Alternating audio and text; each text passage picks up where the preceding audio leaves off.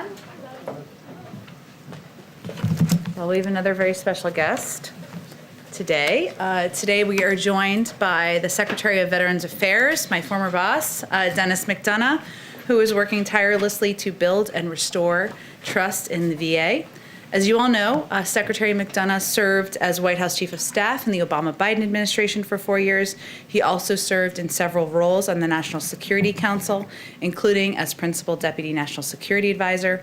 Throughout his service at the White House, Secretary McDonough helped lead the Obama-Biden administration's work on behalf of military families and veterans. He has a busy schedule, as all of our cabinet members do, but he has kindly agreed to also take a couple of questions after he speaks, and I will, as always, be the bad cop. Come on up. Jen, thanks so much. It's a total joy to be working with you, as it always is. And good afternoon to everybody here. It's nice to see some old friendly faces. I want to obviously thank Jen for inviting me today to speak about the importance of the American Rescue Plan, particularly as it relates to its support to the VA to provide quality care to our veterans, especially during the very challenging pandemic. Like other hardworking Americans, veterans have been severely impacted by the coronavirus pandemic. Countless veterans have lost jobs, closed businesses, homeschooled their own children, and faced uncertain prospects while our nation grappled with the pandemic. And like the rest of the country, many veterans were directly affected by the deadly virus, with more than 230,000 veterans in our care infected by it, and sadly, 10,605 dying from the disease. At the VA, we've risen to the challenge of combating this deadly pandemic. Our integrated healthcare system, the largest in the nation, has been running nonstop since the start of the pandemic to provide much needed care to infected veterans and vaccines to those most at risk. To date, more than 1.4 million veterans have been vaccinated, with more than half of them having gotten both vaccines. And we're making sure that equity is at the forefront of where and how we distribute vaccines. At the same time, we continue to deliver routine care while mitigating the spread of infection. VA is leading the country in standardizing the use of telehealth for routine doctor visits. We're partnering with community and service organizations so that vets do not forego checkups because of broadband limitations. Last year, for example, in March, VA averaged approximately 2,500 telehealth visits a day. Last month, February, we averaged nearly 45,000 such visits a day. As you can see, this is a major increase, and we need the funding in the ERP to sustain this op-tempo for our veterans so we can continue to push through the pandemic. Lastly, before getting into a little bit more detail on the health situation, the Veterans Benefits Administration continues to help veterans cope with the economic impact of the pandemic, from helping veterans avoid eviction and foreclosure to making sure that veterans can continue to rely on their GI Bill to pay for tuition. We make sure that VA can continue to adapt to these challenging times, and the President's American Rescue Plan will do just that. It will provide $17 billion in additional funding to VA, to include at least $13.5 billion to improve our ability to provide medical service to veterans affected by COVID, $272 million to cut through the backlog of disability claims, and help us manage the compensation exams that have access to which have worsened as a result of the pandemic, and $386 million to develop a rapid retraining program for veterans unemployed as a result of the pandemic. Now, let me just give you one other figure for you to consider. Since the start of the pandemic, 19 million appointments have been changed, canceled, or deferred as a result of the pandemic. 19 million. What we believe is, obviously, we've been able to compensate for those through the telehealth platforms, but not for all of them. And as a result of deferred care, which we're actually seeing across the healthcare system, not just in VA, we're going to see increased cost. And the ARP is critical to our ability to make sure that we can keep up with those demands of the increased cost. So our department remains fully committed, obviously, to fulfilling the sacred obligation that President Biden has made clear we have to those who serve in uniform. The rescue plan helps us deliver on that promise, especially in this unanticipated and significant time of crisis. We urge the Senate to pass the much-needed plan as soon as possible, and I thank you again, Jen, for the opportunity to be here with you. All right. Go ahead, Jeff. Secretary, can you explain how veterans should go about looking as to where to sign up for vaccination? Should they be going to the VA or should they be going to their states and localities? It's certainly been one of the trickiest parts of the vaccination process to figure out information on that. Yeah, so I want to start by telling I think what is a very positive story. Oftentimes you don't, at least we've not in the past been focused on good news stories about our scheduling process. Our scheduling process is actually working pretty well. And so the first answer, Jeff, is those veterans in our care, currently in the 75 and older and 65 and older, who are our particular focus at the moment, should be hearing from our schedulers. And our schedulers are in contact with them. And if you just take an example of the VA here in DC, they're moving through on some days, something like 80 veterans vaccinated in an hour. Now, that's obviously because of the vaccinators, it's because of the pharmacists, it's because of the nurses, but it's also because of the schedulers. And they're doing an amazing bit of work. So the first thing is they should be hearing from our schedulers. The second thing is we have a bunch of information on our website at va.gov, including how to get access to opportunities. And then we're working also with VSO partners and directly with veterans through even my office, whom we're hearing from, to make sure that they have the most recent information. Are there examples of frustrations? Absolutely. But we're staying obviously on top of this, Jeff, trying to be as transparent as possible. And in the first instance, reaching veterans directly to schedule them.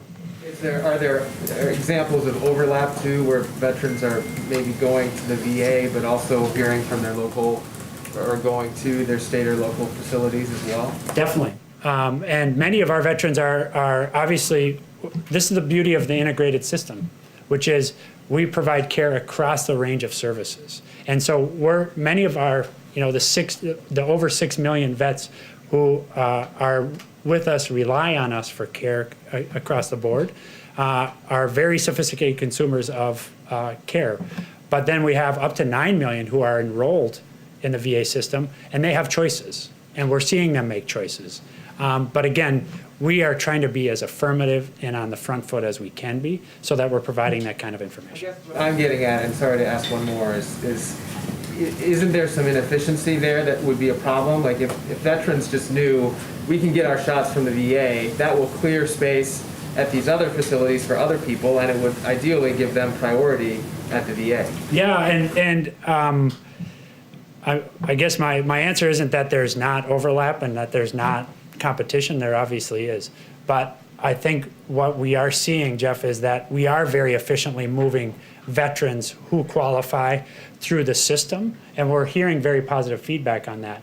There inevitably is going to be some overlap, and that's what we're trying to get ahead of with forward contacting and also providing information as clearly as we can about dates and times for vaccinations, how those clinics are going to function, but also not have it just be a jump ball, actually have it be scheduled so we can efficiently get vets through the system. Thank you. Thank you, Mr. Secretary. Can you talk about what the biggest challenges are in getting as many veterans vaccinated as possible? And secondly, is a part of that hesitancy at all? Because I know Pentagon officials have said about a third of troops have not opted to get the vaccine. Yeah. So what are the challenges, and does that include hesitancy? Well, the biggest challenge is supply, and that's why we really need the American Rescue Plan. You've heard the president say this, you've heard Jeff Zients say this, you've heard Jen say this. We have more demand right now than there is supply. And that's notwithstanding the fact that the COVID coordinator, the president, have really cranked up supply week on week, including with these several innovative actions even over the last several days with Johnson & Johnson and enhancing the manufacturing capacity. So the big challenge for us is supply. From what I hear from our docs is from the moment we get it, our allotments are in arms within 2 to 3 days. Okay, so I think that's a pretty remarkable throughput.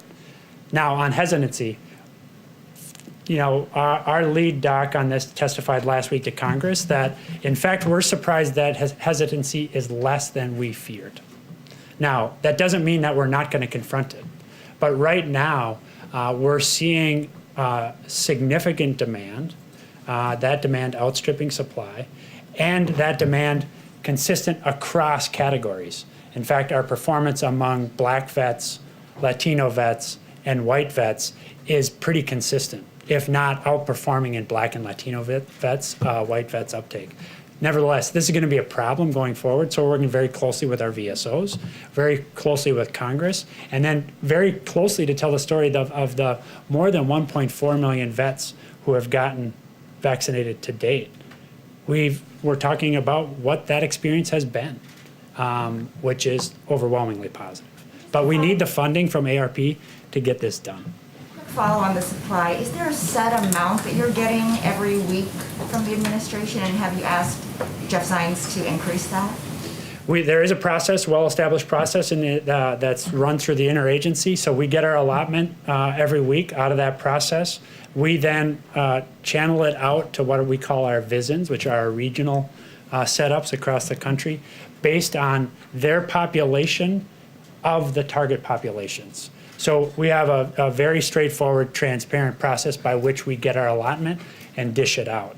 Now, I think the question over time is, we're trying to demonstrate at VA that we're very efficient at moving it through, in the hopes that as there's extra, that it comes our way. So for example, about 3 weeks ago, there's 200,000 doses. That was additive to our allotment. And we, as with everything else we're getting, we move that quickly through the system into vets' arms on a very clear, efficient process. Thank you. On another topic, as the Capitol's on alert today, I wanted to ask you about the veterans who played a role in the January 6th attack. We've seen 30 plus veterans be arrested for participating. We see these militia groups that are actively trying to recruit veterans. What, if anything, can the VA do? Are you considering doing to try and combat some of this? Yeah, so I also, just to fill out the story, I also saw veterans on that day, including members of Congress who were veterans doing remarkable things, including members of the DCPD and the Capitol PD, veterans doing remarkable things. And so I think it's a full picture there that underscores that basically veterans continue to play a critical role in the country even after they retire from active duty, and we're very proud of that. As to the questions you raise, we'll take a look at that. We don't have anything specific to announce now, but again, I want to make sure that we have a full picture of things like remarkable members in the House. Mr. Gallego is one who comes to mind. Senator Cotton in the Senate. These people taking concrete action in support of democracy on the ground that day, they're vets too. Bill? Thank you, Mr. Secretary. Two, if you don't mind. The first one, COVID related. You talked about missed appointments and kind of what COVID has taken away. When it comes to suicide, what is the VA doing right now tangibly to reach out to veterans proactively? Not just messaging campaigns, though I know those are important, but to proactively reach out to veterans to ensure that needs in that general area are being met. Yeah, it's a major priority for obvious reasons, and it's heartbreaking. Any individual suicide is absolutely heartbreaking, and we're very focused on reducing these. The most important set of lessons I think we have to draw from is the availability of telehealth platform. Demand for mental health services is up. I think that's a good sign because it speaks to the fact that stigma is being reduced. However, there's still too much. And that is part of, that's the first half of the answer to your question, which is we're not just passive waiting for vets to come to us. We're also then working with our providers and with local communities to ensure that we have a good sense of at-risk vets and that we're establishing contact and ways to be in contact with them affirmatively. Lastly, Congress has given us additional authorities on this, and we're going to use them. The Hannon Act was just enacted. In fact, I was just speaking with Senator Bozeman from Arkansas about this earlier this week. He and Senator Tester spent a lot of time on this question, giving us new authority to make grants in local communities using local providers who know their communities best to ensure that we're providing assistance to those vets, at-risk vets, and making sure that we're doing things like reducing the stigma. So that's what we're doing, Phil. And then just real quick from a policy question, I know this came up during your confirmation hearing, but do you have a plan right now to either reverse or significantly revise the community access standards through the VA Mission Act? I don't have a specific plan on that. I'm very in active discussion with people like Senator Moran, Senator Tester, Senator Sanders about what we're seeing. We're also beginning to get data about last fiscal year, what happened in the community. This is the data we're getting now is pre-COVID, so basically first quarter and a half of FY20. And what we're seeing there is a pretty significant uptake in the community. And so we got to, A, be a good partner with that, ensure that we're paying those bills on time to local providers. We're keeping vibrant networks so our people have places that they can find care. But we also have to be really careful that we're also maintaining investment in the integrated system of the VA itself. We have to recapitalize that and make sure that these institutions, many of them over 50 years old, are brought up to speed. The ARP will be important to that too. Things like new HVAC, new air control systems, zero pressure rooms, so we're not moving that virus through the hospital. Those are all things that are going to be enabled by the ARP, and that's why we really need the Senate to get this done. All right, let's do the last question. Then we'll have to have them come back. Go ahead. Thank you, Mr. Secretary. At the top of your remarks, you mentioned the importance of keeping veterans in their homes. The moratorium on forbearance and foreclosures, of course, was extended through June. Yes. Do you think it should be extended further? Well, we'll take a look at that, and we're taking a look at a lot of those things. Incidentally and importantly, in the ARP is additional funding for homelessness programming. We know that this continues to bedevil us as a country. It's an outrage any night that any vet is homeless. We're, over the last 10 years, down 50% on those numbers, but they're creeping back up as a result of the pandemic. And 50%, while progress, is nowhere near where we need to be. So we need that funding in the ARP. Thank you so much, Secretary McDonough. Thank You'll you. have to come back. Yeah, thank you very much. It's great to see everybody. Thank you. All right, a couple of other things at the top. As you all saw, and many of you reported on this morning, the numbers from the Labor Department out show the 50th week in a row with new unemployment claims claims exceeded their pre-pandemic high. Hundreds of thousands of Americans are continuing to struggle in this economy. We can't get numb to what this represents. These are moms and dads, friends and neighbors who will now have to worry about how they'll support families, put food on the table, and make ends meet in the midst of a pandemic. This also underscores the need for Congress to move quickly to pass the American Rescue Plan to get $1,400 checks to the American people. You may have also seen today, if you're covering economic issues, I should say, that the Treasury Department announced a new program called the Emergency Capital Investment Program. Through this program, Treasury will make a $9 billion investment in community financial institutions that have a track record in investing in financially underserved communities, which have been particularly hurt by the pandemic. This support will bolster these institutions so they can continue to play important roles in fostering financial inclusion for communities that have been shut out for far too long. This program is one component of Treasury's efforts to combat economic inequality. This one announced today is one of 3 Treasury programs totaling about $12 billion. As you also know, in an hour or so, the President, the Vice President, and the Secretary of Transportation will meet with bipartisan members of the House Transportation and Infrastructure Committee. This meeting is meant to build on the conversation the President had with a bipartisan group of senators on February 11th. Investing in our nation's infrastructure is a top priority for the president, something he's talked about as a part of his Build Back Better agenda, also back to when he was vice president, serving in the last Democratic administration. He believes we have to rebuild our crumbling roads and bridges, improve our communities, and create good union jobs for Americans. Chris also tells me he'll get Secretary Buttigieg here to talk to all of you, so we're relying on him for that. One last piece, I can't remember who it was, but somebody in here asked about Mississippi and the water situation on the ground in Mississippi. So as I mentioned we followed up with our FEMA team. We're of course continuing to closely monitor the situation in Jackson, Mississippi. We're not currently tracking any requests for federal assistance through FEMA from the governor, which is how of course that process works as it relates to Jackson.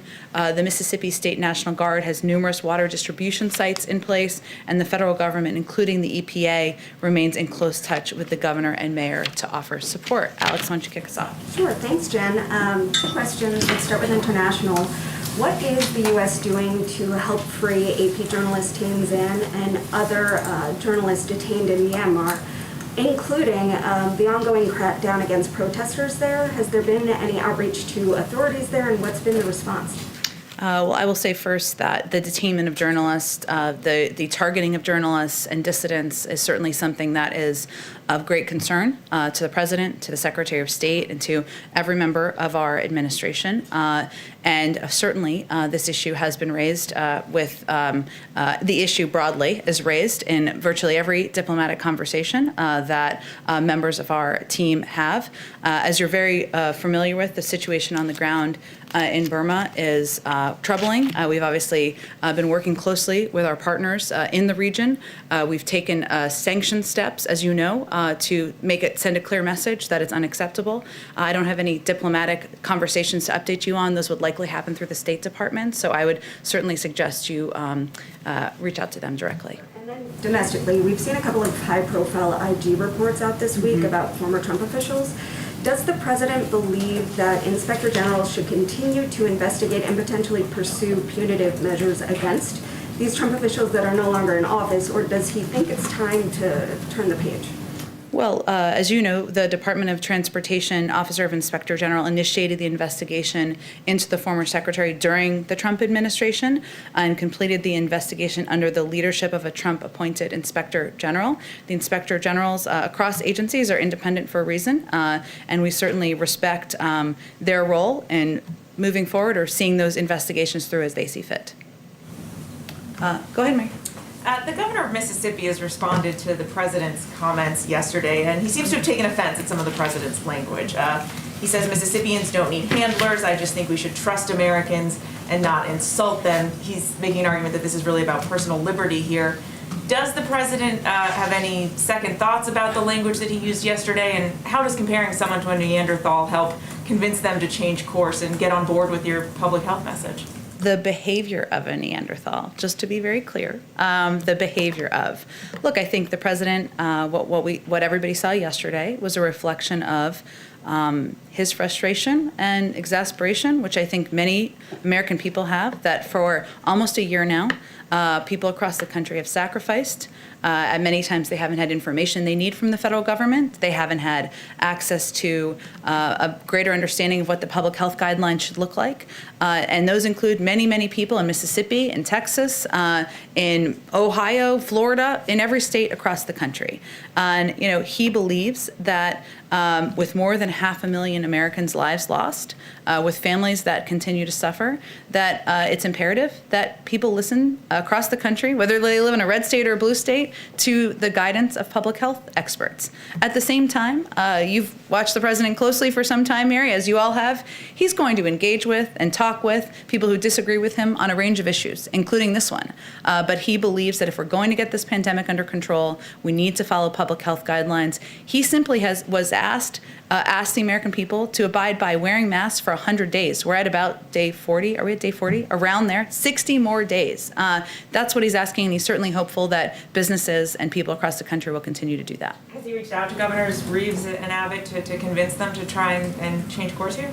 I don't think his view on mask wearing is a secret. They're certainly familiar with it. He's talked about it many, many times, and I'm certain when he speaks with them next, he will convey that directly.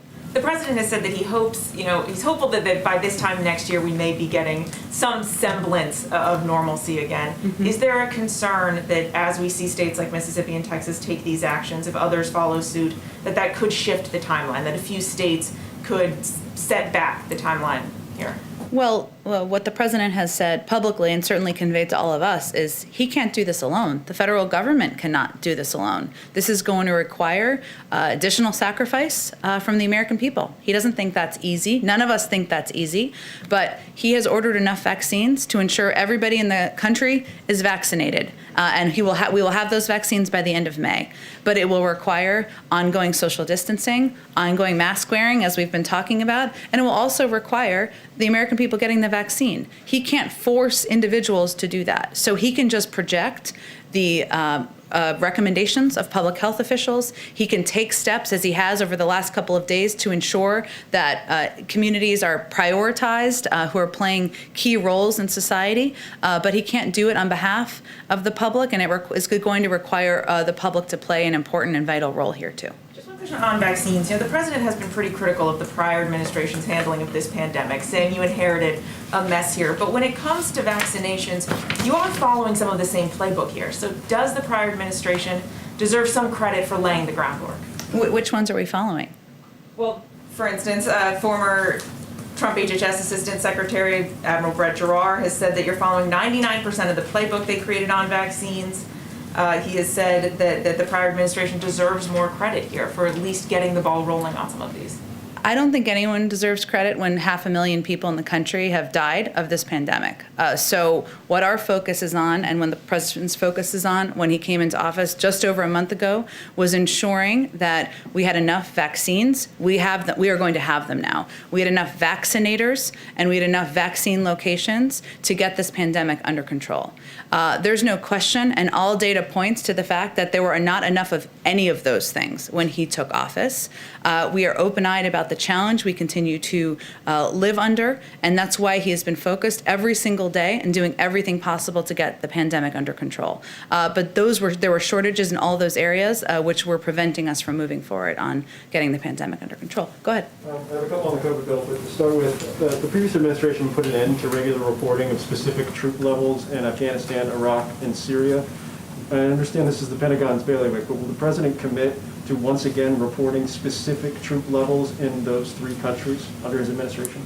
Well, certainly, we, of course, would work with the Pentagon and our national security team to ensure that transparency remains a priority, or is reprioritized, I should say, under this administration. I mean, I'd have to talk to our national security team and our team at the Pentagon about any restrictions they have, but that remains a vital priority for this president, and something I know he's projecting to his entire team. And on the COVID bill, last night when the president was speaking to House Democrats, he said, I know we're all making small compromises, as he tried to work everybody to support the bill or thank them for supporting their version of the bill. What exactly has the president asked moderates to compromise on in this process up to this point? You'd have to ask them that question. The president has been clear that he is unmovable on the size of the package, $1.9 trillion. And as you know from covering the Hill, that was a size that some expressed concern about. He has been unmovable about his view that Americans who need help the most should get $1,400 checks. There were some who spoke openly about their concern about that. And he has been very clear that state and local governments need assistance now to keep cops on the beat, to keep teachers, to keep firefighters employed, and to keep state and local governments functioning. I'm sure there may be other issues that they have concerns about. I'll let them speak to that. But he has been insistent that the scope of the challenge requires this size of a package. And in order to address these twin crises that we're facing, it needs to have these key components included. And then the last one, again, from the president last night to House Democrats. He made the point to them that this will make everything more possible to get done. I think I'm quoting properly there. Passing this now.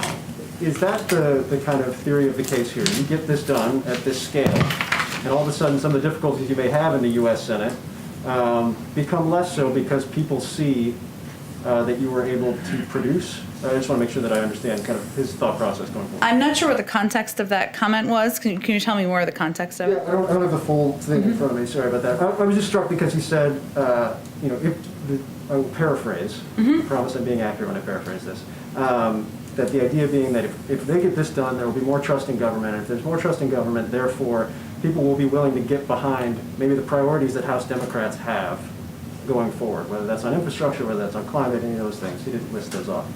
And so I guess that's my question is, does the administration look at the American Rescue Plan and say, this is our springboard to doing even more broad-based, more bold, in the words of the administration, legislative proposals in the future?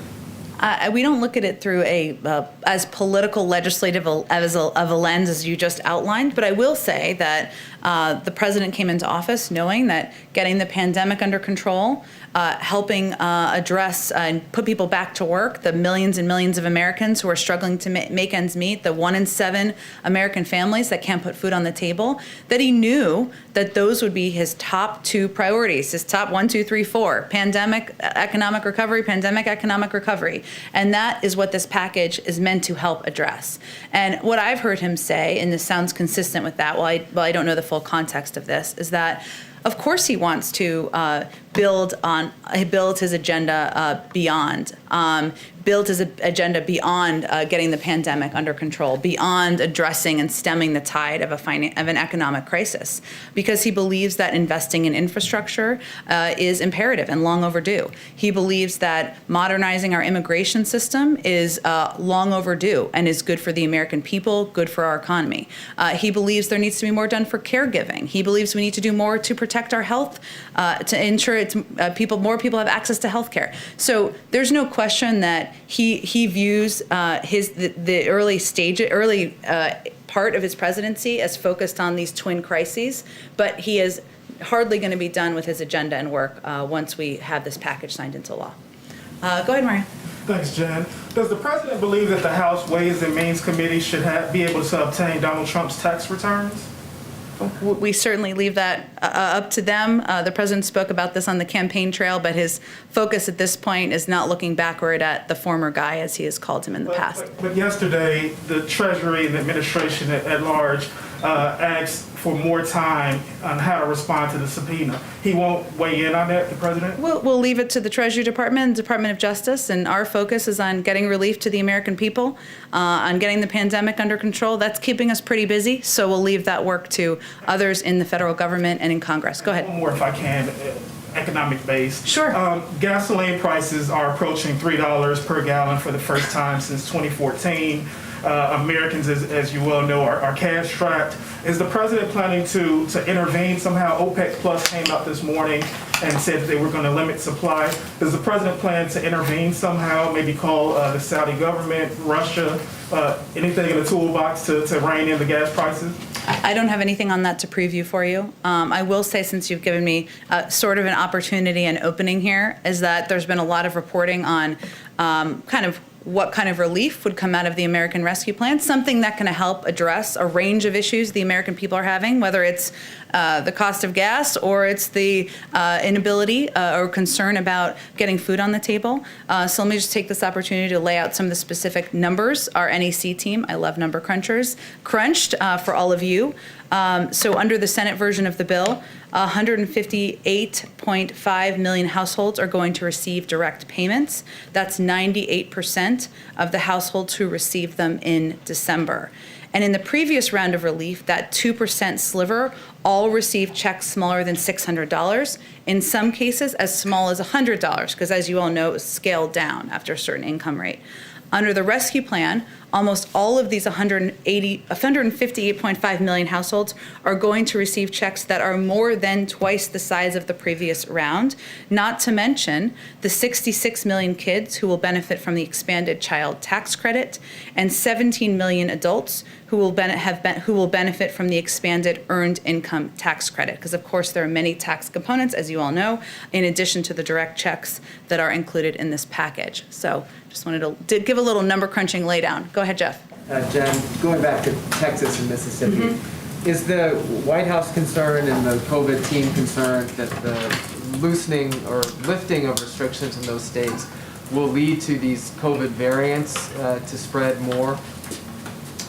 Well, one of the reasons that our health and medical experts have continued to call for the American people to wear masks, to social distance, to get whatever vaccine they have access to, is because many of them of these vaccines have shown to be effective in addressing the variants, and because we've seen a spread of variants reportedly in some of these states. So I would say, Jeff, that our concern here is on the health, welfare, well-being, and survival, frankly, of people across the country, and in states where the guidelines are not, or where the recommendations from leadership is not following health and medical guidelines, we have concerns about the impact on the population.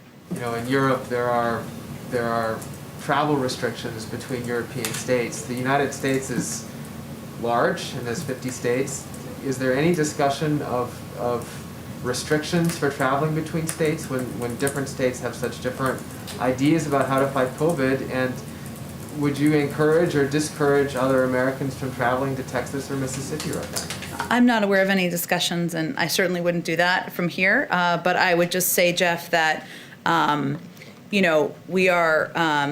we are going to continue to use every method of the bully pulpit at our disposal to convey directly to people living across the country, including in many of these states, that mask wearing, social distancing, getting access to the vaccine is the path to go back to normal. And that is how we are going to get it done, and how the American people can return to, believe me, I'd love to take my kids to birthday parties and to parks and to go to a restaurant. I haven't been to one in a year. We all want that. This is the pathway to do that. And that's what we'll continue to convey. Go ahead. One more quick one on another topic, I'm sorry. The Capitol is on high alert today because of the potential of an attack related to a conspiracy theory about this date. Is the White House taking any additional security measures, and can you share any intel or readout about what you know about the threat? Well, let me first say, Jeff, that on the specifics of today's threats, the FBI and DHS have warned that the threat from domestic violent extremism, particularly racially motivated and anti-government extremists, did not begin or end on January 6th. And we have been vigilant day in and day out. Our national security and homeland security team has been since then, in part because we are witnessing a years-long trend of false narratives fueling violence, and the current heightened security environment in the national capital region writ large is an illustration of that. I'm not going to outline any security steps from here at any point in time, but I can say that our team is, of course, our team, the president personally remains deeply engaged in tracking these threats and receiving regular updates, as he does from his team, about threats, of course, but about incidents happening across the country. It's something he is personally engaged in. It's reflected in the comprehensive review he ordered in his first week of the job. He's also a diligent and eager consumer of intelligence, and as you'd expect, appropriate elements of the intelligence community and law enforcement are providing a steady pace of information and analysis on a regular basis on domestic violent extremism in the country. Go ahead. Thank you, Jen. As more people are getting vaccinated every day, there's still a lack of clarity about what they should and shouldn't do. And we have reported that the CDC guidance for them was supposed to be released today, but that's no longer happening. Do you have any guidance about why not, and when Americans should expect to see recommendations? I would certainly point you to the CDC. I believe they said in your story, or maybe another story perhaps, that the CDC's guidance will not be posted tomorrow. This is a quote from them, because we have not finalized it here at CDC. Once it is final, we will publish and disseminate it. And certainly we know people are eager to hear more details about steps they can take once they're vaccinated. And we certainly think that once people have a sense of that, hopefully, and we'll see it when we see it, it will hopefully encourage people to get vaccinated as well. But they're on their own timeline, and we'll wait to see when they're ready to put out that guidelines. So the White House has not seen them yet? I'm not aware of the White House reviewing the guidelines, no. And then on Texas, Governor Abbott said that the Biden administration must stop importing COVID into the country because he claims that COVID positive migrants are being bused into Texas and then sent to other places in the country. Do you have a response to that? And can you elaborate on what the government is doing to test migrants, if anything? Sure. Well, we're about facts around here. That is not factual. So let me give you an overview of what happens. When migrants are placed in alternatives to detention, their COVID-19 testing, our policy is for COVID-19 testing to be done at the state and local level and with the help of NGOs and local governments. And that certainly is something that our policy is to have that be done, concluded before they are even moved to go stay with family members or others they may know while their cases are being adjudicated. And of course, our guidance to anyone, regardless of status, is testing positive for COVID-19 or experiencing COVID-like symptoms is, to social distance, to wear a mask, and seek medical attention as needed. But, in general, our approach and our policy is to work with local governments, work with NGOs to have testing, to ensure these migrants are tested, and that can take place, and that steps for isolation, quarantining, and medical care can be taken should that be needed. Is there a reason why the burden is on state and local jurisdictions to do the testing and not the federal government? Well, many of these NGOs have stepped in to help ensure that these steps can be taken. Many of these NGOs have also, if quarantining or isolation is needed, have even reserved hotel blocks in some cases, and you certainly have to talk to some of them about the steps they take. But obviously, their assistance allows the federal government to, work with local communities to get this done. Thank you. Just one more question on migrants, specifically unaccompanied minors who continue to come to the border every day. We've reported that 96% of the HHS beds are already accounted for. Is the administration planning to open new influx facilities specifically for these children, and maybe at military bases or installations like we've seen in the past? Well, I'm not in a position to confirm the specific numbers. I can say that there are, of course, a large number of unaccompanied minors who are coming across the border. And as you know, because we've talked about it in here, we believe that the humane approach is to treat these kids with humanity and ensure that they have a safe place to be. Well, I don't have anything to preview for you in terms of considerations underway at this point in time, but obviously we recognize that with the number that are coming in and the limited facilities we have and our desire to abide by COVID protocols, that it's a policy process that is imperative and a priority for this administration. Go ahead. Senate Republicans have made pretty clear that they intend to block major Democratic legislation. Given what the president has said about that, has he given more thought to the filibuster and making changes to that? Is he having discussions on that front? Which piece of legislation are they intending to block? HR 1, policing reform, there's some union-related legislation that the House is looking at next week. Well, our view is that voting rights, addressing needed reforms of unions, that moving forward on a number of long overdue policy efforts by Congress is too important to prejudge what the outcome will be. And we've certainly seen the threats by some in Congress, but we're going to continue to work to see if there's a bipartisan path forward. So he is not considering looking at the filibuster, pressing his Senate colleagues? His policy has not changed. His on that issue, he believes that there is a path forward to work with Democrats and Republicans to get business done for the American people, and he'll continue to make that case. And secondly, why hasn't the president signed the paperwork to lift raise the refugee cap? The State Department has been booking flights, but has since canceled those. Well, I would refer you to the State Department. I know that they have to have systems in place in order to implement policies like that, but will have more details on where things stand. And just lastly, on HR 1, it includes some restrictions on so-called dark money, secret money. The president, his allies have just formed an outside group.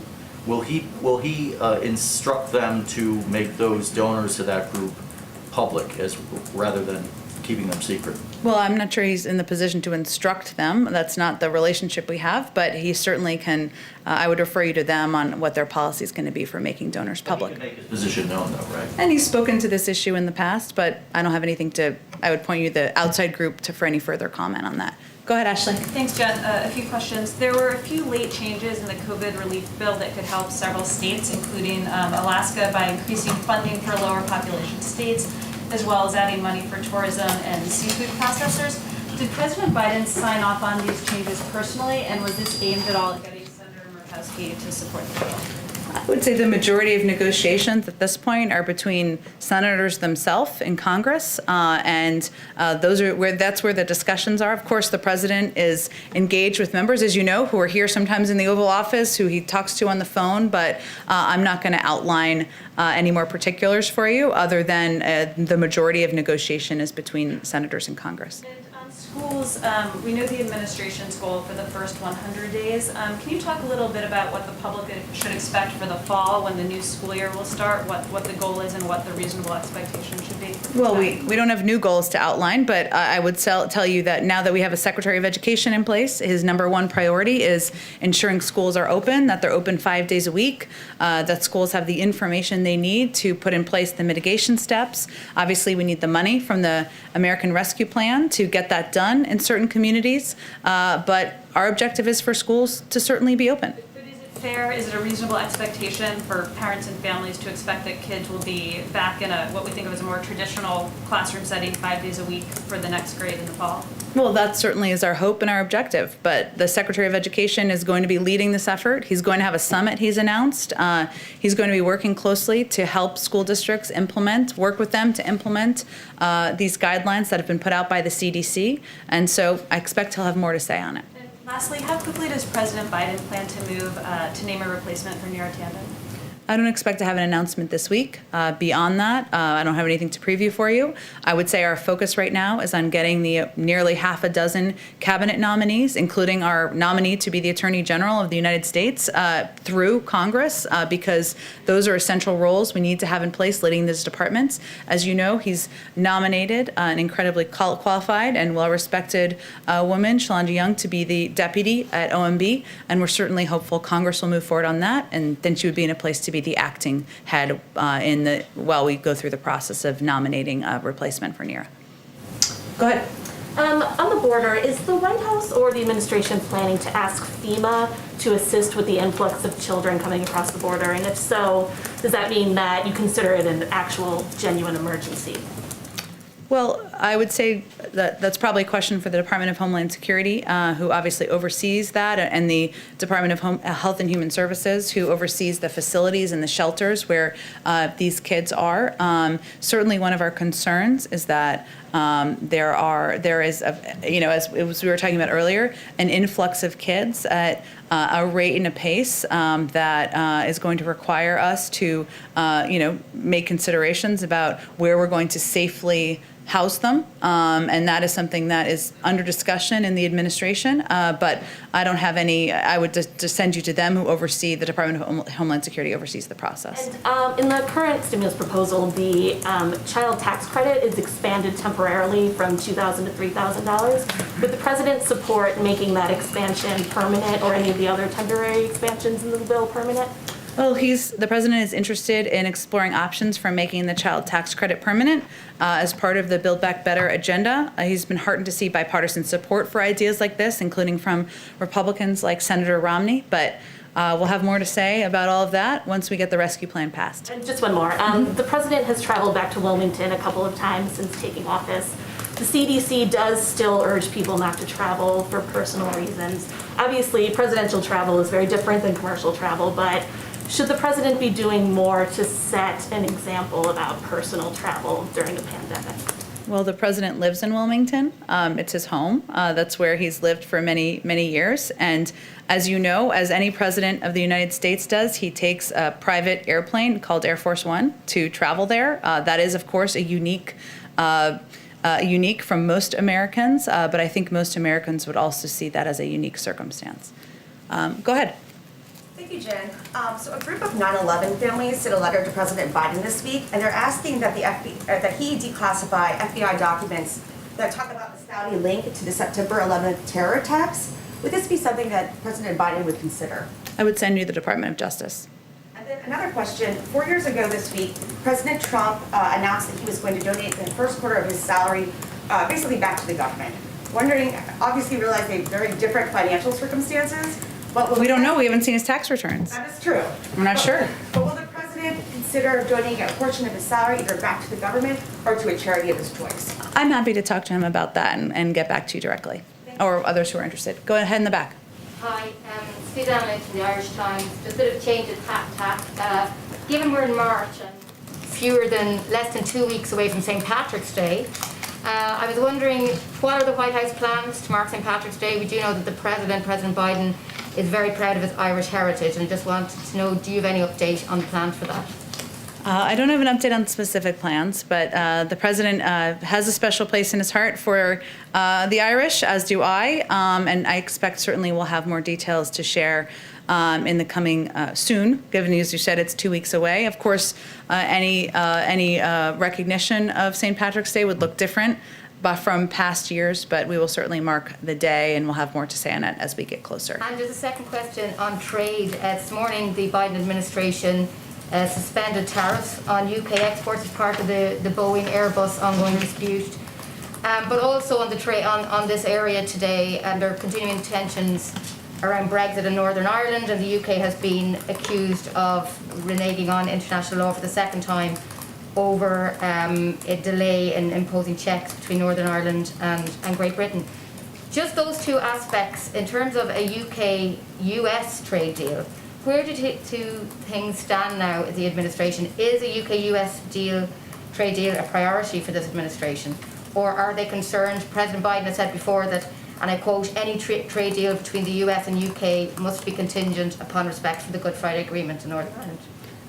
So that certainly remains the case. I will say, 'cause since you brought up, and everybody may not be following the suspension of tariffs news this morning, in a joint statement, the United States and the United Kingdom announced a 4-month suspension of tariffs related to the ongoing large civilian aircraft dispute, and the 4-month tariff suspension was agreed to ease the burden on industry and take a bold joint step towards resolving the longest-running dispute, one of the longest-running disputes at the World Trade Organization.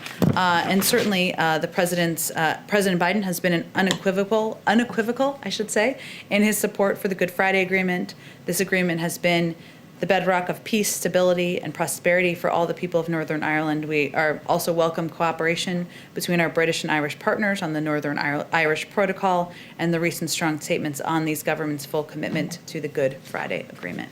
Final one on the Boeing dispute. The fact that the UK has moved to suspend these tariffs on UK exports, is this a sign that the US is prepared to reach some kind of negotiated settlement with the EU on the tariffs on this very long-running disagreement over Boeing and Airbus?